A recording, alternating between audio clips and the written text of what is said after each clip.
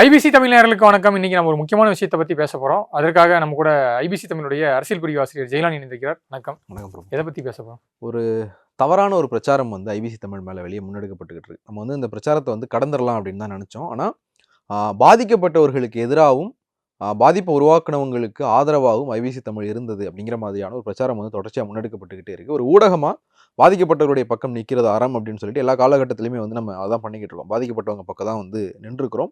ஆனால் இந்த தவறான பிரச்சாரம் வந்து தொடர்ச்சியாக முன்னெடுக்கப்பட்டுக்கிட்டே இருக்கிறதுக்கான ஒரு பதிலை சொல்ல வேண்டிய ஒரு தார்மீகம் வந்து நமக்கு இருக்குது அப்படிங்கிற அடிப்படையில் தான் நம்ம இந்த விஷயத்தையே வந்து பண்ண போகிறோம். நான் குறிப்பிட்ட அந்த விஷயத்தினுடைய அவங்க வெளியில் சொன்ன அந்த இன்டர்வியூ வந்து நீங்கள் தான் எடுத்தீங்க. அவங்க உங்ககிட்ட தான் வந்து பேசினாங்க. நம்ம போய் யார்ட்டும் இன்டர்வியூ கேட்கல. அவங்க தான் வந்து இதை பற்றி பேசுகிறோம் அப்படின்னு சொன்னாங்க. அவங்க உங்ககிட்ட என்னவா வந்து அப்ரோச் பண்ணாங்க? என்ன நடந்துச்சு அதில் ஃபர்ஸ்ட்? எனக்கு கடந்த 25 ஜூன் ஸோ அன்னைக்கு சாதிக் அப்படின்ற ஒருத்தர் வந்து எனக்கு அந்த பத்திரிகையாளர் அரசியல் விமர்சனம் சொல்லக்கூடிய ஒரு நபர் வந்து அவங்க திரைப்படத்தை சம்மந்தப்படுத்தி ஒரு ட்வீட் போட்டார். அந்த ட்வீட்டோட ஸ்க்ரீன்ஷாட்டை எனக்கு அனுப்புறாரு. அனுப்பிட்டு இது சம்மந்தமாக நான் பேசணும் அப்படின்னாரு. நான் உடனே கால் பண்ணி என்ன பேச போகிறீங்க அப்படின்னு கேட்டதுக்கு, இல்லை இந்த திரைப்படத்தை பற்றி நான் பேசணும். ஸோ இந்த திரைப்படத்தை பற்றி தவறான ஒரு விவாதங்கள் வெளியே போயிட்டுருக்கு. ஸோ இந்த திரைப்படத்தை நாங்கள் வந்து எப்படி எடுத்தோம் அப்படி அதை பற்றி நாங்கள் பேசணும் அப்படின்னு சொல்லிட்டு வந்தாங்க. நம்ம மாலை ஒரு 4 மணிக்கு இங்கே அலுவலகத்தில் வச்சு அவங்கள நேர்காணல் எடுத்தேன். ஸோ அவங்க ஃபஸ்ட்டு அந்த இன்டர்வியூ எடுக்க ஸ்டார்ட் பண்ணுறதுக்கு முன்னாடி நான் அவங்ககிட்ட பேசினேன். என்ன பேச போகிறீங்கன்னு சொல்லி, ஓகே இல்லை நாங்கள் திரைப்படத்தை பற்றி தான் பேச போகிறோம். இந்த திரைப்படத்தை பற்றி ஒரு தப்பான செய்திகள் போயிட்டுருக்கு. நாங்கள் இது ஒரு கிளாரிஃபிகேஷன் கொடுக்க போகிறோம் அப்படின்னாங்க. அப்படி சரி ஓகே அப்படின்னு சொல்லிட்டு நான் இன்டர்வியூ ஸ்டார்ட் பண்ணதுக்கு பிறகு அவங்க அந்த திரைப்படத்தை பற்றி மட்டும் பேசாமல் அதை தாண்டி நிறைய விஷயங்களை வந்து அந்த சம்மந்தப்பட்ட நபரை பற்றி நிறைய விஷயங்களை வந்து திரும்ப திரும்ப சொல்லிக்கிட்டே இருந்தாங்க. இல்லை நான் இன்டர்வியூலே கேட்டேன், சார் நீங்கள் படத்தை பற்றி என்ன பேச போகிறீங்க? ஒரு சம்மந்தப்பட்ட நபரை நீங்கள் வந்து மென்ஷன் பண்ணுறீங்கன்னா அதுக்கான ஆதாரங்கள் வேணும். நீங்கள் இது சம்மந்தமாக யாராவது புகார் கொடுத்துருக்கீங்களா? அந்த புகார் சம்மந்தப்பட்ட விஷயங்கள்லாம் இருக்கா சொல்லி அவங்ககிட்ட நான் கேட்டேன். இல்லை எங்ககிட்ட அதை பற்றி இல்லை. பட் ஆனால் அவங்க திரும்ப திரும்ப மென்ஷன் பண்ணது அந்த ஒரு நபரை மட்டும்தான். திரைப்படத்தை பற்றி பேசுனதை விட அந்த நபரை பற்றி தான் திரும்ப திரும்ப பேசிகிட்டு இருந்தாங்க. ஓகே அப்படின்னு சொல்லிட்டு அந்த இன்டர்வியூ முழுக்க எடுத்தேன். அந்த இன்டர்வியூ முழுக்க ஒரு 10 to 12 நிமிடங்கள் அந்த இன்டர்வியூ முழுக்க எடுத்துகிட்டு தான் நான் வந்து அன்றைக்கி வந்து அவங்கள அனுப்பிச்சேன். ஸோ அதன் பிறகு எடிட்டோரியல் டேபிளுக்கு அது வந்துச்சு. ஸோ அது பிறகு நீங்கள் சொல்லுங்கள். இல்லை ஆக்சுவலாக வந்து இது எடிட்டோரியல் டேபிளுக்கு வந்ததற்கு பிறகான முடிவு என்ன அப்படின்னா, முதல்ல வந்து எடிட்டோரியலை பற்றி நான் வந்து எக்ஸ்பிளைன் பண்ணிடுறேன். ஒரு தொலைக்காட்சியில் இல்லை ஒரு யூடியூப் சேனலில் என்ன வீடியோ போகணும், என்ன கண்டென்ட் போகணும் அப்படின்றது வந்து முழுக்க முழுக்க எடிட்டோரியலுடைய டிஸ்கிரிப்ஷன் சம்மந்தப்பட்டது. இன்வெஸ்டர்ஸ் கூட வந்து அதில் பெரிய அளவில் தலையிட மாட்டாங்க. இந்த வீடியோ போகணும், இந்த கண்டென்ட் போகணும் அப்படின்றத வந்து டிசைட் பண்ணுறதுக்கு இங்கே எடிட்டோரியல் இருக்குது. எடிட்டோரியல் ஹெட்டாக வந்து எடிட்டர் நான் இருக்கிறேன். அது போக வந்து அதை மானிட்டர் பண்ணுறதுக்கு வந்து மேனேஜ்மெண்ட் இருக்குது. இவங்க தான் வந்து முடிவு பண்ணணும். இப்போ இந்த வீடியோ வந்ததுக்கப்புறம் என்ன நடந்தது அப்படின்னா, முதல்ல வந்து இவங்க நம்மள்ட்ட சொன்னது அந்த படத்தை பற்றி பேசுகிறோம் அப்படின்னு சொன்னால் அவங்க அந்த படத்தை பற்றி பேசலை. அந்த படத்தை பற்றி பேசுகிறத தாண்டி அவங்களுடைய நோக்கம் அப்படிங்கிறது அந்த குறிப்பிட்ட ஒரு நபர், இவங்க இப்போ கம்ப்ளைண்ட் கொடுத்துருக்காங்களே அந்த நபர் ஒரு யூடியூப் சேனலில் எங்களை பற்றி பேசினார். ஸோ அவரை பற்றி நாங்கள் பேசுகிறோம். அவரை பற்றி பேசணும்னா நீங்கள் உங்கள் யூடியூப் சேனல் ஆரம்பிச்சு நீங்கள் பேசிக்கோங்க. இல்லையா, ப்ரெஸ் கிளப்புக்கு போங்க, ப்ரெஸ் மீட் வைக்கணும்னு சொல்லுங்கள். அதுக்குன்னு ஒரு கட்டணம் இருக்குது. அந்த கட்டணத்தை அங்கே செலுத்துங்க. அவங்களே மீடியாவை கூப்பிடுவாங்க. அங்கே நீங்கள் மீடியாவில் வச்சு பேசிட்டு போங்க. அதை தாண்டி உங்களுடைய தனிப்பட்ட ஒரு விஷயத்துக்கு இல்லை நாங்கள் இதை கம்ப்ளைண்ட் கொடுத்துட்டோம், எஃப்ஐஆர் ஆயிடுச்சுன்னா கூட பேசுறதுக்கு உங்களை அலோவ் பண்ணணும். அது எந்த பிரச்சனையும் இல்லை. நீங்கள் அப்போ வரைக்கும் நீங்கள் வந்து கம்ப்ளைண்ட் கொடுக்கல. நீங்கள் வந்து இங்கே வந்தது ஜூன் 25 இங்கே வந்தீங்க. நீங்கள் கம்ப்ளைண்ட் கொடுத்தது ஜூலை 2. இதற்கு இடையில யார் உங்களை பற்றி தப்பாக பேசினாரோ அவர்கிட்ட நீங்கள் பேசியிருக்கீங்க. உங்களுடைய எஃப்ஐஆரில் இருக்கிற விஷயமே தான் 27 இன்னொரு யூடியூப் சேனலில் இதை பற்றி நாங்கள் பேசணும் அப்படின்னு சொல்லிட்டு 30 அந்த நபர்கிட்ட ஃபோன் பண்ணி பேசியிருக்கீங்க.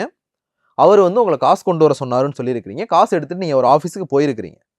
இதே மாதிரி இந்த எஃப்ஐஆரையும் நீங்கள் ப்ரெஸ் மீட்டில் சொன்ன விஷயங்களையும் வச்சு உங்கள் மேலே நிறைய கேள்விகளை வந்து என்னால் எழுப்ப முடியும். நீங்கள் வந்து ஃபர்ஸ்ட் கம்ப்ளைண்ட் கொடுக்காம எதுக்கு யூடியூப் சேனலாக போய் பேசுனீங்க? இல்லை அவங்க எப்படி அதை போர்ட்ரேட் பண்ணுறாங்கன்னா, எங்களை மாதிரி சாமானியர்களுக்கு பாதிக்கப்பட்டவர்களுக்கு வந்து மீடியா வந்து இப்படி தான் அவங்க ஹேண்டில் பண்ணுறாங்க. நீங்கள் பாதிக்கப்பட்டவர்கள் முதல்ல நீங்கள் போலீஸில் கம்ப்ளைண்ட் கொடுத்தீங்க வந்திருந்தீங்கன்னா உங்களை நாங்கள் பேச அலோவ் பண்ணியிருப்பேன். நீங்கள் போலீஸில் கம்ப்ளைண்ட் கொடுக்கல.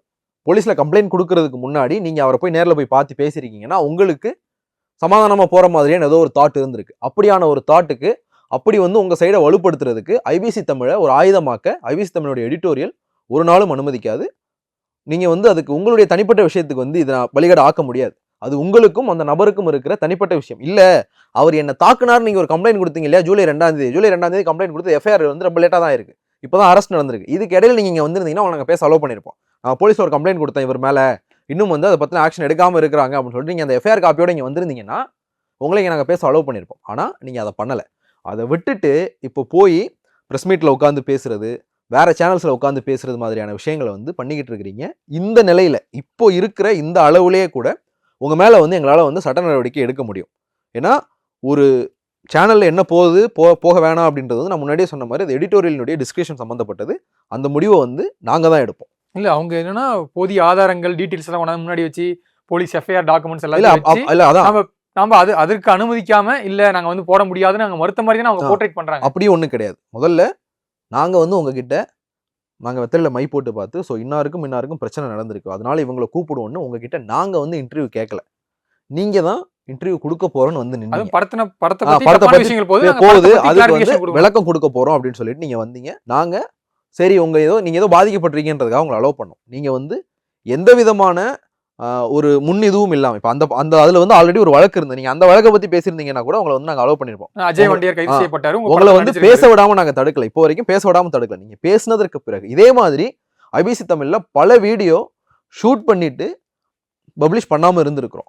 உங்களுக்கு தெரியல வந்து ஷூட் பண்ணிட்டு பப்ளிஷ் பண்றது எங்களுக்கு ஈஸி. எங்களுக்கு அப்படி கிடையாது. நாங்க ஒரு விஷயத்த ஷூட் பண்றோம் அப்படின்னா இதுல ஒரு 4-5 பேரினுடைய உழைப்பு இருக்கு, 4-5 பேரினுடைய மனித நேரம் வந்து இதுல செலவழிக்கப்பட்டிருக்கு. அது எவ்வளவு விலை மதிப்பு இல்லாதுன்னு சொல்லிட்டு எங்களுக்கு தெரியும். அதை மீறி ஒன்று வேணான்னு நாங்கள் முடிவு பண்ணுறோம்னா அதுக்கு வந்து ஒரு காரணம் இருக்குது. அதுக்கு எடிட்டோரியலுடைய டிஸ்கிரிப்ஷன் சம்மந்தப்பட்டது. அரசாங்கங்களே வந்து ஒரு ஊடகம் என்ன பேசணும் பேசக்கூடாது அப்படின்றது வந்து அரசாங்கங்களே வந்து பெருமளவில் வந்து தலையிடுறது இல்லை. அதுக்கு பேர் தான் வந்து கருத்து சுதந்திரம். இப்போது நீங்கள் வந்து தனியாக ஒரு இடத்துல பேசுகிறத நாங்கள் தடுக்கலை. இது வந்து எங்களுடைய தளம். இந்த தளத்தில் வந்து நீங்கள் பேசுகிறேன்னு சொல்லிட்டு வந்தீங்க. நீங்கள் ஒன்று சொல்லிட்டு இங்கே வந்து ஒன்று பேசுனீங்க. நீங்கள் கம்ப்ளைண்ட் பண்ணாமல் கூட இங்கே வந்து பேசுனதுனால தான் அதை வந்து நாங்கள் போட முடியாமல் போச்சு. நான் மறுபடியும் சொல்கிறேன், இப்போது இது வரைக்கும் நீங்கள் பண்ணது 2 யூடியூப் சேனலு ஒரு ப்ரெஸ் மீட்டில் வந்து ஐபிசி தமிழ் பற்றி நீங்கள் தப்பாக பேசியிருக்கிறீங்க. இதுக்கே உங்கள் மேலே வந்து எங்களால் சட்ட நடவடிக்கை எடுக்க முடியும். இந்த இடத்துல நான் குறிப்பிட விரும்புகிறேன், நான் கடந்த 3 ஆண்டுகளாக நான் இந்த ஐபிசி தமிழ் நிறுவனத்தில் பணிபுரிந்து வருகிறேன். ஒரு டைம் கூட மேனேஜ்மெண்ட்லையும் சரி இங்கே இருக்க எடிட்டோரியலும் சரி நீங்கள் கூப்பிட்டு நீங்கள் இந்த ஸ்டாண்ட் எடுத்து தான் நீங்கள் பேசணும், நீங்கள் இவங்களுக்கு ஆதரவாக தான் பேசணும், உங்கள் இன்டர்வியூல இவங்களுக்கு சார்பாக பேசணுன்ட்டு ஒரு முறை கூட யாரும் வந்து நிர்பந்தமே கிடையாது. அதே போல் நீங்கள் சொன்னீங்க நம்ம நிறைய இன்டர்வியூ எடுத்து போடாமல் இருந்திருக்கோம்ட்டு. அதே சமயத்தில் நம்ம நிறைய பாதிக்கப்பட்டவர்கள் சைடில் இன்டர்வியூ எடுத்து அதை நம்ம பப்ளிஷும் பண்ணியிருக்கோம். ஏன்னா அவங்க வந்து அந்த போய் எஃப்ஐஆரோ அந்த எவிடன்ஸோ கொண்டு வந்து நம்மகிட்ட சப்மிட் பண்ணுவாங்க. ஸோ அதன் அடிப்படையில் நம்ம அந்த நேர்காணலும் எடுத்து நம்ம பப்ளிஷ் பண்ண வரலாறும் இருக்குது. திருப்பி நான் உங்கள்கிட்ட சொல்ல வேண்டியது தான், இந்த நேரத்தில் இப்போ வரைக்கும் நீங்கள் பேசுனது 2 யூடியூப் சேனலில் வந்து ஐபிசி தமிழை பற்றி பேசியிருக்கிறீங்க, ஒரு செய்தியாளர் சந்திப்பில் பேசியிருக்கிறீங்க. இந்த மட்டிலேயே உங்கள் மேலே வந்து எங்களால் சட்ட நடவடிக்கை எடுக்க முடியும். ஆனால் நீங்கள் பாதிக்கப்பட்டிருக்கிறீங்க, பாதிக்கப்பட்டதா காவல் நிலையத்தில் புகார் கொடுத்துருக்கிறீங்க. இப்போ வரைக்கும் நீங்கள் பேசுனதை பாதிக்கப்பட்டவர்களினுடைய ஆதங்கம்னு கூட நாங்கள் எடுத்துக்கிறோம். அப்படி எடுத்துக்கிட்டு இந்த விஷயத்தை வந்து நாங்கள் அப்படியே கடந்து போக நினைக்கிறோம். இல்லை இதுக்கு மேலேயும் வந்து ஐபிசி தமிழ் மேலே அவதூறு நாங்கள் பரப்புவோம் அப்படிங்கிற ஒரு ஸ்டாண்டை நீங்கள் எடுத்தீங்க அப்படின்னா நாங்கள் சட்ட நடவடிக்கை எடுக்க வேண்டியது வரும். இதுக்கப்புறமும் இது தொடர்ந்தது அப்படின்னா you will face the consequences. நாங்கள் வந்து லீகல் ஆக்ஷன் எடுப்போம். அதற்கான பின் விளைவுகளை சட்ட ரீதியாக நீங்கள் சந்திக்க வேண்டியது வரும். அதற்கு தயார் அப்படின்னா நீங்கள் தொடர்ச்சியாக வந்து இது மாதிரி பேசுங்க. நாங்களும் வந்து அதை சட்ட ரீதியாகவே சந்திக்க தயாராகவே இருக்கும். ஐபிசி தமிழ் எப்பயுமே சாமானியர்கள் பக்கம் தான், பாதிக்கப்பட்டவர்கள் பக்கம். ஒரு ஊடகமாக, ஒரு ஊடகவியலாளராக இப்போ வரைக்கும் நாங்கள் பாதிக்கப்பட்டவர்கள் பக்கம் நின்றுக்கிறோம், நிற்போம். எங்களுடைய கிரெடிபிலிட்டியை பற்றின கேள்விகளை வந்து எழுப்புறதுக்கு உங்களுக்கு வந்து அந்த தார்மீகம் இருக்கா அப்படிங்கிறது வந்து உங்களை நீங்களே வந்து பரிசோதிச்சு பார்த்துக்கோங்க. அகைன் ஐ எம் சேயிங், இன்னொரு முறை இந்த மாதிரியான விஷயங்கள் பேசப்பட்டதுன்னா கண்டிப்பாக கடுமையான சட்ட நடவடிக்கைகள் இருக்கும். நன்றி.